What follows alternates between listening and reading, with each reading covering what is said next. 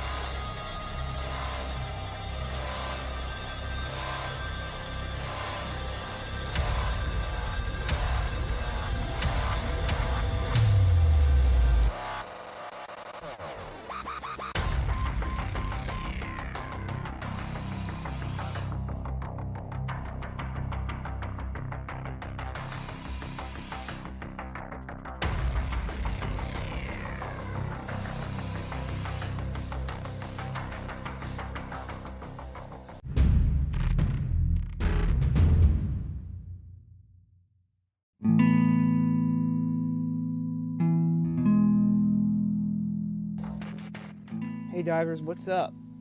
Welcome back to the Duke's Dive. As you can tell, I like to change up the background here, and while Paul may not be with us on screen, he's with us. He's in the background. He's doing his Mr. Wizard of Oz thing, and actually, let's see from Paul right here. What up, peeps? I'm doing my producer thing. Welcome to the Duke's Dive. What's up, peeps? Hey divers. Peeps and divers coming together, brother, the mega powers. When the Duke madness met the Penguin. mania. Anyways, I told you guys last week that I would open the show with a discussion point here, and that discussion point was 5 women that I think would benefit the AEW women's division incredibly. And some bullet points I've included in this decision is these people have to be free agents. They don't have to necessarily actually be free agents, but if they're not a free agent, that person would need to leave wherever they're at, you know, even if it's indies, to dedicate their being 100% to AEW, you know, being in that locker room. And it doesn't need to be somebody who's currently active in ring. It could be someone who's not currently active in ring. It could be the stipulation I have here is you have to specify whether that person would be working in ring or behind the scenes role. So, like I said, either a free agent or leaving their position from wherever they're at to be 100% dedicated to AEW.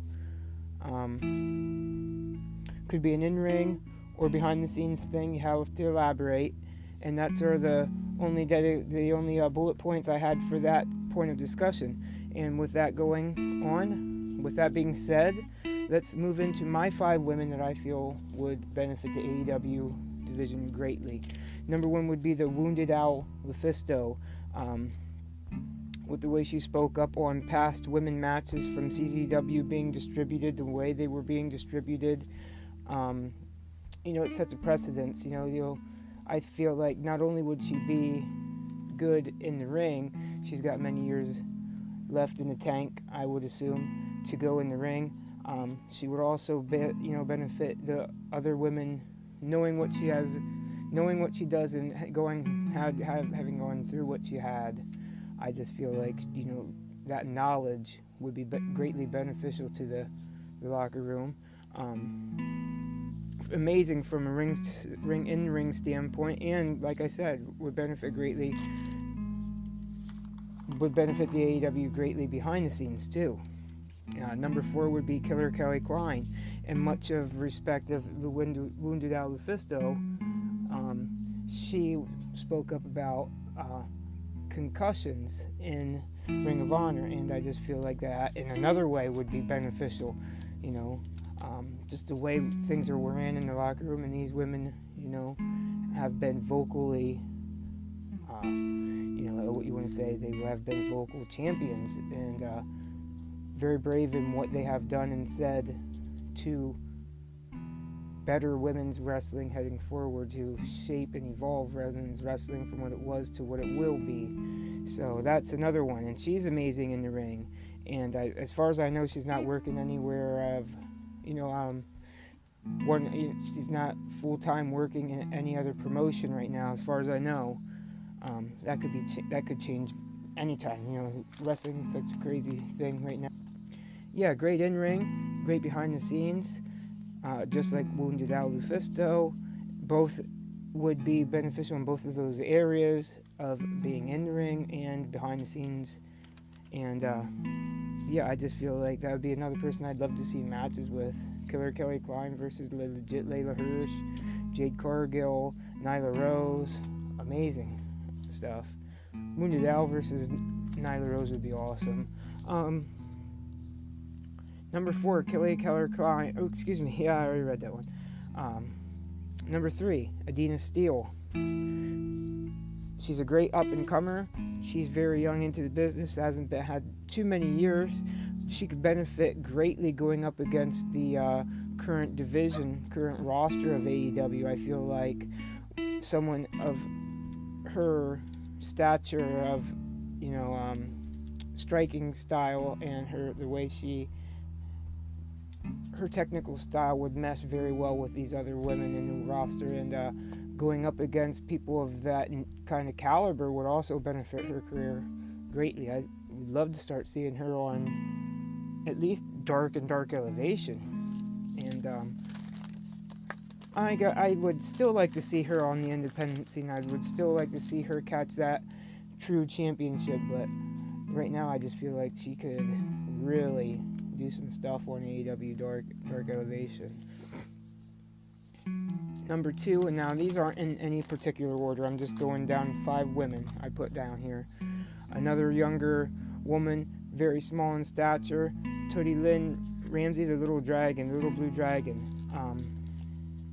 She has huge crowd appeal. Imagine like a female or a woman version of Fuego del Sol, the way they would build him up as not just a small person, but a very viable threat in the ring to, to the women's division, just like he is in the men's division. Put her up against some of these larger women, Jade Cargill, Nyla Rose, Big Swole, have up these matches between her. I feel like that'd be awesome. She's I think a blue belt in Brazilian Jiu-Jitsu. Could be wrong on that. She is well trained in martial arts, let's just say that. So from that standpoint, she would benefit also from wrestling the other women in the division too. Against any of them women. And number 1, again,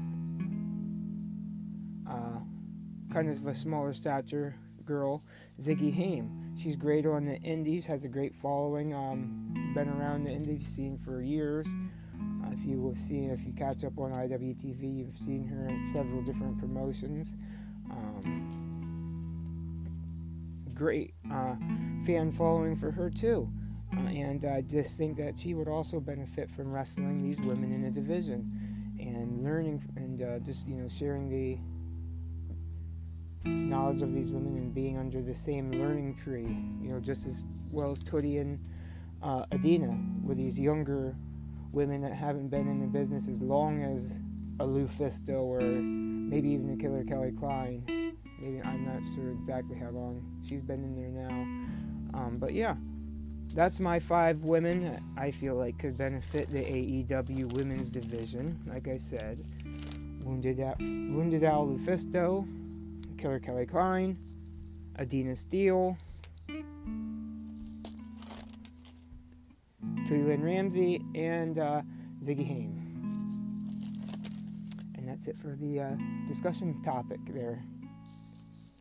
Now, to give you a little bit of a description of how I'm going to structure my reviews going forward, pre-shows and dark elevation matches, matches that were meant to be dark, I'm not going to rate them. I'm just going to give a rapid fire results category for them. And weekly television shows, I'm not set on structure on which ones I'm going to watch. I'm thinking about adding 1 or maybe even 2 more, kind of hinting around at Ring of Honor, because as you'll see here in the next review segment coming up, I did review Death Before Dishonor, but I digress. I wanted to just give those, the weekly shows, I would give those matches an up or a down, and that's it. And as far as pay-per-views, each match will be given an up, down, neutral, and then each match will then be given a rating system of, your school rating, A, B, C, D, E, or F.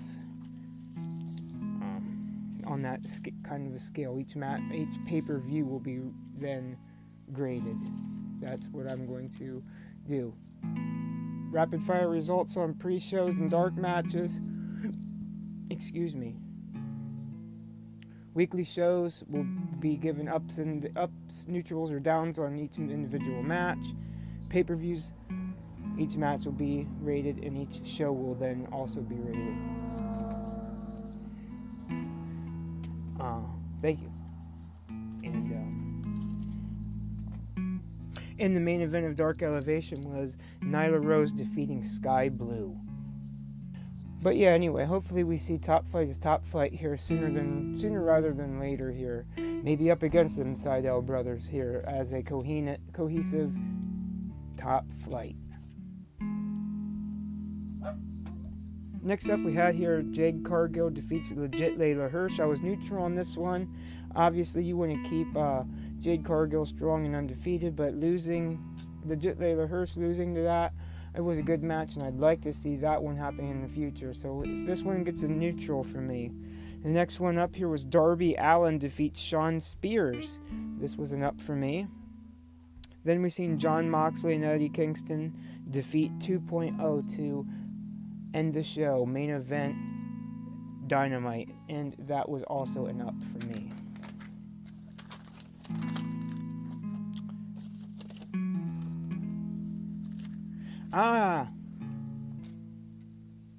Now before we move on to AEW Dark Elevation on Tuesday, before we move on to AEW Dynamite on Wednesday here, I wanted to cover the new and improved, maybe, NXT 2.0. I know there was a lot of hesitation with the internet wrestling community about going into this one and the changes they've made, but honestly, I like the setup. I like the way people are set up in there. The no barricades, glass, separation.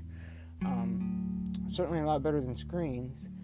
We knew eventually they were going to move away from the Performance Center anyways. I love the big Titantron. Not as big as the one on SmackDown yet, but still nice. And then then we had big screens in the crowd too. I really like the way they're doing this, and let's see here. So far with this one, I'm optimistic about the path of NXT. NXT is something I hold near and dear to the heart, of course. Started watching NXT to get me back in. It took starting watching NXT to get me back into watching wrestling back, when of course, this actually being the 3.0. This is the second revamp, but after the third revamp, the second revamp after the first revamp is when I started watching wrestling heavily, especially NXT. But the card here, we got 6 matches. Braun Breaker, they're not allowed to say it. I will. Son of Rick Steiner defeats LA Knight. That was an up. Imperium defeats Brooke Jensen and Josh Briggs. Big Josh Briggs guy, so that's a down for me. I'm not sold on Imperium. Gigi Dolan, JC Jane, and Mandy Rose. The debate debuting back to NXT, Mandy Rose defeats Saray, Casey Catanzaro, and Caden Carter. That was an up for me. Then Ridge Holland defeats Drake Maverick. I really like Drake, so that's a down for me. The Creed brothers defeat Dan Jarman and Trevor Skelly. This was a neutral for me. I don't know these guys yet. Maybe by next week I will. Now, the main event was Tommaso Ciampa defeats Pete Dunne, LA Knight, and Von Wagner, the debuting Von Wagner, new guy here. Samoa Joe had to relinquish, for the time being, the NXT title due to injury, so this was put up between Tommaso Ciampa, Pete Dunne, LA Knight, and Von Wagner, of course. And then Kyle O'Reilly was taken out of the equation very last minute and posed Von Wagner. Tommaso Ciampa once again with Goldie, rounding up a new era of NXT as champion. So, who knew? I'm optimistic for the future going forward for NXT, and I'm going to continue covering it until they piss me off and I stop covering it. Next up here we have Impact from Thursday, the 16th. 5 matches here, and here we go. The first one up, Decay defeats Violent by Design. That was an up for me. Afterwards, Violent by Design beat up on Rhino. Not sure. Looks like he's not going to be a part of Violent by Design anymore, obviously. That part was a down for me. I like Rhino and Violent by Design. Next match was P.D. Williams defeats TJP. That's an up for me. Really like P.D. Williams in the ring, so of course that's an up for me. Next one was John Skyler defeats Laredo Kid. This was a neutral for me. Not really big on Skyler. I don't know Skyler too much, so I'm gonna have to learn more about him. But he looked pretty good in there, so it was at least a neutral for me. The next one up here was a good match. My match of the card. Drama King Matt Rehwoldt defeats Trigger Trey Miguel. And the main event was Josh Alexander, Chris Sabin, Eddie Edwards, Sami Callihan defeat Ace Austin, Madman Fulton, W. Morrissey, Moose, and Brian Myers. Anyway, that leads us to Rampage. 2 more matches on the show here. Rampage was a 3-match thing, of course. This next upcoming week is going to be 2 hours of Rampage, but this one was just a real quick 3-match thing. Lucha Brothers defeat Butcher and the Blade. That was an up. Match of the card. Anna Jay defeats the Bunny. Miro defeats Fuego del Sol, retains that championship, and then afterwards they tease him versus the Spanish God, Sammy Guevara. To end the show here, we're going to talk about Victory Road. This was a good one. 10 matches here. Show opens up with Steve Macklin defeating TJP and P.D. Williams. Like I said, I like P.D. Williams, so this is a neutral for me. I'm not too high on Steve Macklin yet, so neutral. Next one up here was Laredo Kid defeats Black Taurus and Trey Miguel. That was an up. Trey Miguel, Jake Something, and John Skyler in a 5-way. That was an up. The next one was Tennille Dashwood with Caleb and Madison Ray defeat Taylor Wilde and Jordan Grace and Rachel Ellering. That was a down for me. It was Taylor Wilde defeated Taylor Wilde and Jordan Grace. Taylor Wilde and Tennille Dashwood with Jordan Grace and Rachel Erling with all those extras. The next match here, Taylor Wilde with Jordan Grace and Rachel Ellering defeated Tennille Dashwood with Caleb and Madison Rain. Then Matt Cardona defeated Rohit Raju. That was an up. Chris Bay and Hika Liu defeat Finn Juice. That was an up. Moose and W. Morrissey defeat Eddie Edwards and Sami Callahan. This one was an up.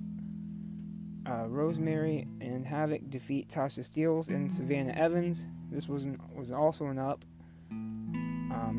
The Good Brothers defeat Rich Swann and Willie Mack. Up. Josh Alexander defeats Chris Sabin. Double up. Match of the card. Good match. And then our buddy Ace Austin does lose to Christian Cage as he defends and retains his Impact World Heavyweight Championship. That was an up. The show was an A on my book. So yeah, that concludes the Duke's Dive for the week. Thanks for checking us out. Thanks for checking me out. I'll see you next week with some wrestling results, and my discussion topic next week will be 5 different ways the Forbidden Door has yet to be opened. Catch you next week on The Dive. Thank you for tuning in to Wicked Turtle Network exclusive. Follow us on all social media, and also click the link tree in the description of this video. What is up, Wicked Turtle Nation? We just wanted to let you guys know that Wicked Turtle Network has decided to join the Raise Rebellion as brand ambassadors for Raise Energy Drink. Raise Energy gives you fresh, and that stands for focus, recovery, energy, stamina, and hydration. With zero sugar, absolutely no crash, electrolytes, and BCAA aminos. I encourage everyone listening or watching right now to raise up and join the Raise Rebellion yourself by going to your local GNC, vitamin shop, or even online at repsports.com. And order yourself some Raise Energy drinks or other athletic supplements in bulk. And when checking out, use the order code WICKEDTURTLE for a 15% discount. The website and order code will be in the description of this cast.